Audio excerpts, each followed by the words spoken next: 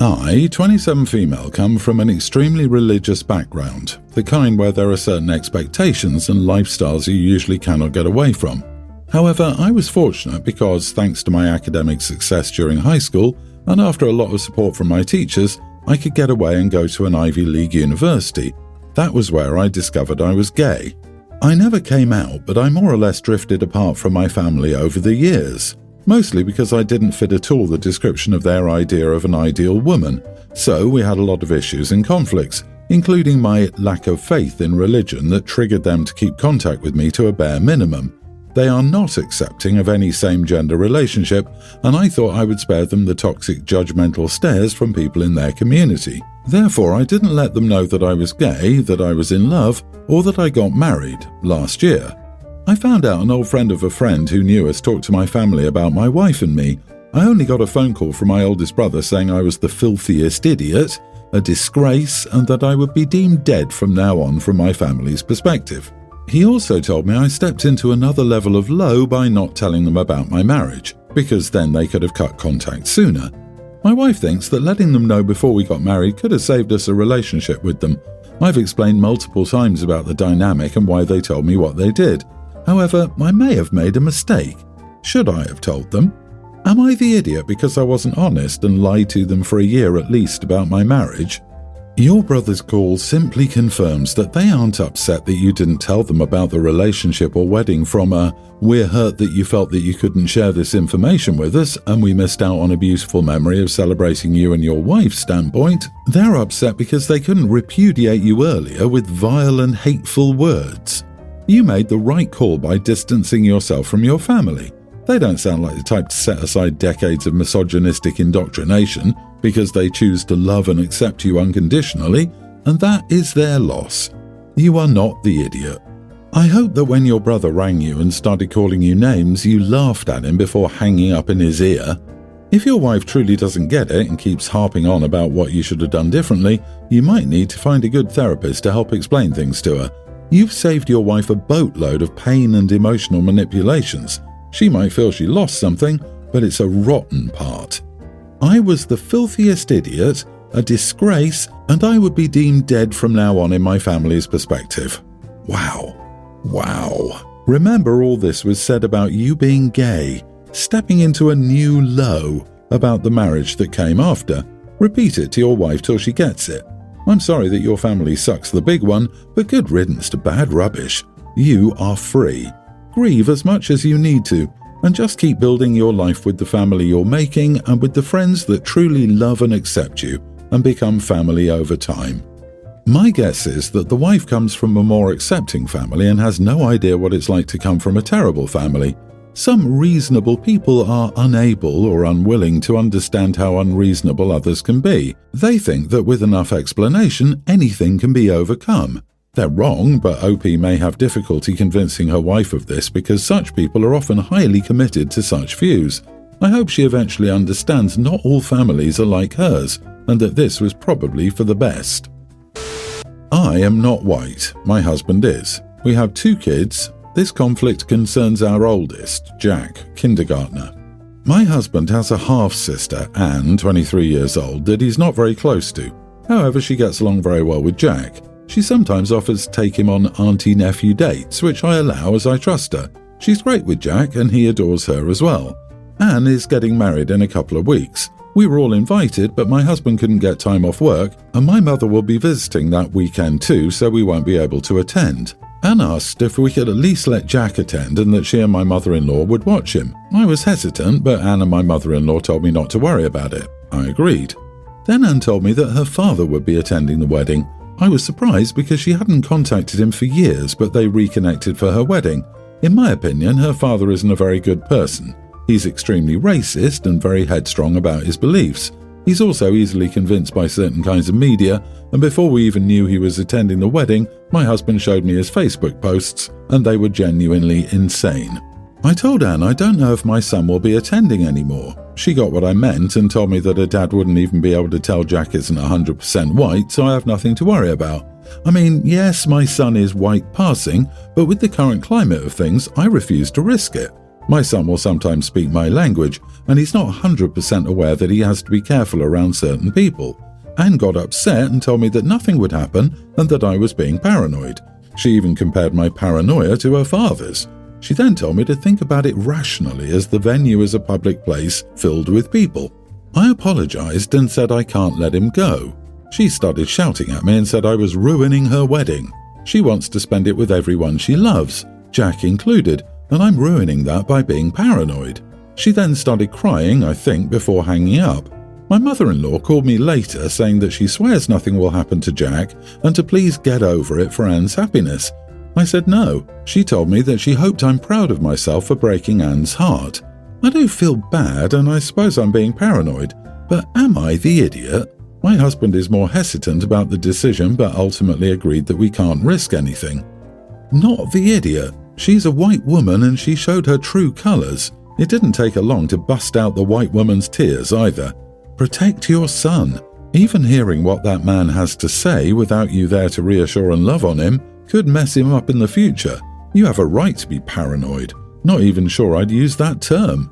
Rightfully concerned sounds better when it comes to your child's safety.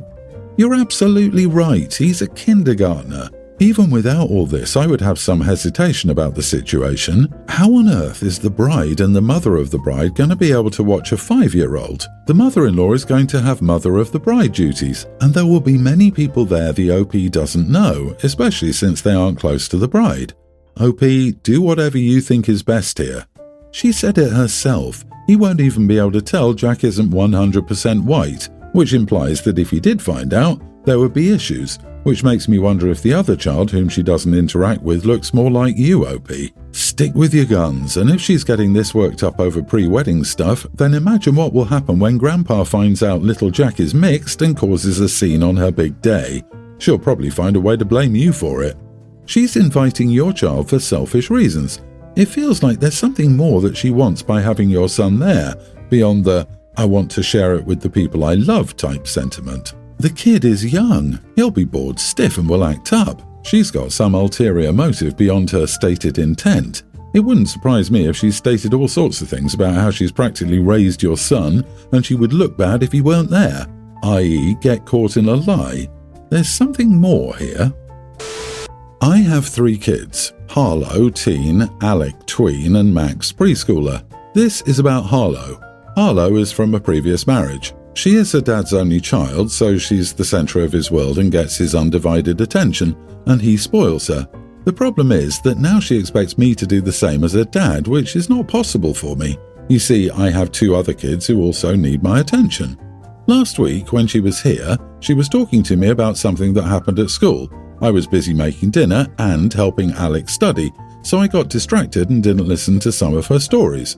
Apparently, she asked me a question, and when I didn't answer, she started screaming at me. I got mad at her and we got into a fight. She threatened that she would stay with her dad from now on if I kept being like this, and I got angry and told her with this attitude then it's maybe better that she does. She went to her room crying, and I got many texts from her dad calling me all kinds of names. Am I the idiot for dividing my time between all of my kids? Sorry, I can't listen to her all day. I have a life and other kids. Oof, lady, you're a massive gaping idiot. You're supposed to be more mature than a young teen. I don't know, maybe you could have been an adult and said something like, "Hey, I really want to hear about this, Harlow, but I can't give it my full attention while making dinner and helping with homework. So can you tell me at dinner?" You're an adult. You could model adult good manners instead of ignoring her and making her feel unwanted and secondary in her home, and then blowing up at her.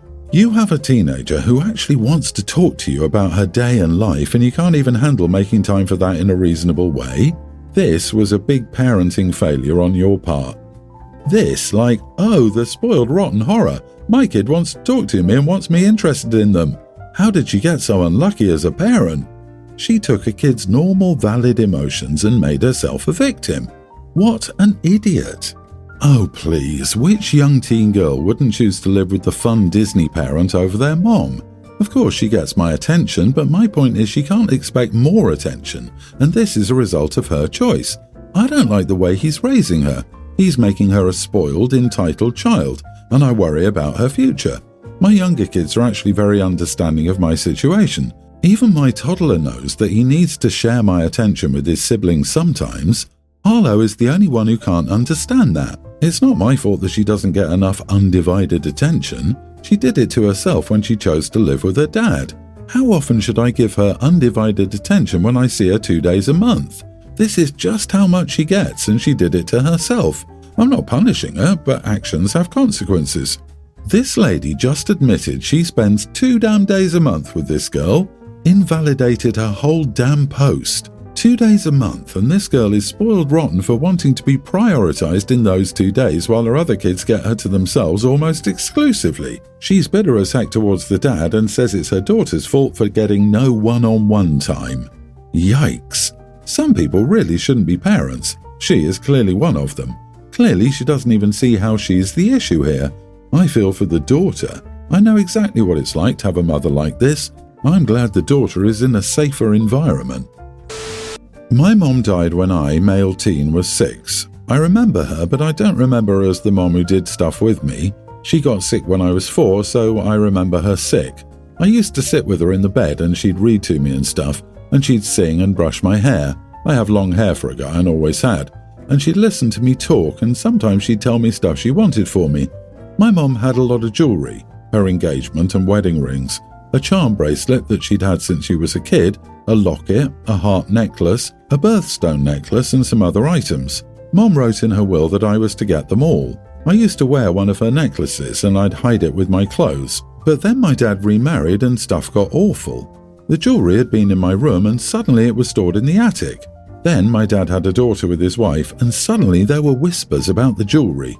She's a pre-tween now and there has been more talk lately that she should get some of Mom's jewellery. My dad has said he would like her to have a piece or two, that he wants to include her in his old life and shows he loves her just as much as he loves me. He often tells his daughter that my mom is sort of like her aunt, and that she would have loved her, and she'd be so glad his little girl could wear her jewellery. I told my dad it wouldn't happen, and all of it was mine, like Mom wrote in her will. My dad was always like, it doesn't have to be a fight, we can discuss it more over time, and maybe let his daughter see it so she could decide if she likes any piece in particular. My dad's wife told me it would be a beautiful symbol of our family being truly united. She spun this idea that the story that I wanted my baby sister to have a piece of my mom and to share my mom with her and prove that I love her as a sister and not just a half-sister or a daughter of my dad would be the most incredible story ever. She said it would make her daughter feel so special. I freaked out that they would give her something against my wishes, so I spoke to someone I trust and I got the jewellery out of the house, and with said person, I trust them 1,000,000%. My dad didn't notice for a while, but then when he was getting the Halloween decorations down, he was like, "What the heck?" He asked me where I put them, and I said he would never know. His wife was angry, and she told me I destroyed what could have been a beautiful gesture and story. My dad told me I was a selfish little brat and how disappointed he was in me. He said he wanted to share a piece of Mom with his daughter, and why couldn't I let him do that with one single piece? I told him because the jewellery was mine. Mom wanted that. He said taking it out of the house behind his back was still wrong. He grounded me for a couple of weeks because of it. He's still mad at me too. Am I the idiot? Not the idiot. His new daughter has nothing to do with his old wife. Tell him to open his wallet and release the moss to buy something for her if he feels compelled. The fact that your mom had to leave her jewellery to you in her will says she knew your dad would pull this. My husband would give every bit of jewellery to our daughter if I was gone. No will needed. I'm glad you were able to salvage it before they stole it from you. That's what they were going to do.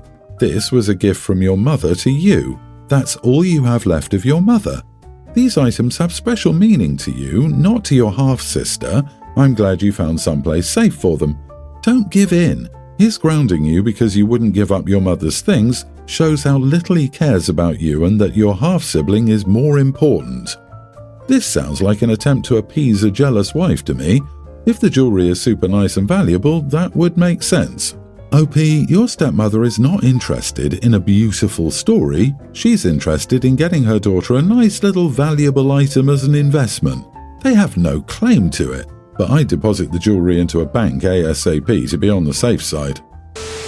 Basically, I, female 27, have 2 sisters who I'll call Bianca, 29, and Julia, 26. Julia is dating Christopher, male 30, This is super cliche, but we've known Chris since we were kids. He used to be best friends with Bianca, but they lost contact when he graduated, a year ahead of her, and moved. Julia ended up meeting up with him via Instagram earlier this year, and they're dating now. This weekend, me, my girlfriend, Julia, Bianca, Chris, and Bianca's new boyfriend were all hanging out, just drinking and talking, and Bianca and Chris started talking about crap they got up to as kids. My girlfriend joked that it was like Little Women because she's a nerd, the Joe, Amy, Laurie thing, I guess, and I said I always thought Chris and Bianca would end up together. Chris made some joke like, "Nah, she's too good for me," and we moved on. However, Julia was quiet the rest of the night and now is mad at me. She asked me before she left why I'd say that, and she looked like she would cry. Bianca says she isn't getting involved. I don't know if I should apologize. It was honestly just a joke. Our mom even teased them about being so close and said it was like a Taylor Swift song or something. But I don't know. Am I the idiot? You are the idiot. If you don't get why your sister was hurt, I don't get how anyone could explain it to you. It's just a joke is a poor excuse when someone's feelings are truly hurt, and in reality, it's not a joke. You all used to think Bianca and Chris would end up together. It's a fact that you blurted out. This and Chris kind of didn't help by putting his foot in his mouth and being like, "Oh no, she's too good for me." I'd be like, does that mean you're settling for me because you can't get her? I could be reading too much into it, but the whole operation would make me feel like absolute garbage. LOL. Yeah, I thought that was the cause for the quietness. She's too good for me, so I chose the second banana. I honestly hope she broke up with him. I'd be so heartbroken if my boyfriend would say some crap like that. OP, you sound very immature. Stay out of your sister's relationship and stop bringing up unnecessary things from the past. Grow up. Update. I did apologize to Julia. We had breakfast earlier this morning. She said she knew I didn't mean anything by it and that Chris's comment was what really hurt. She said they'd argued about it and was still hurt, but she said she didn't want him to think she was insecure. Thanks.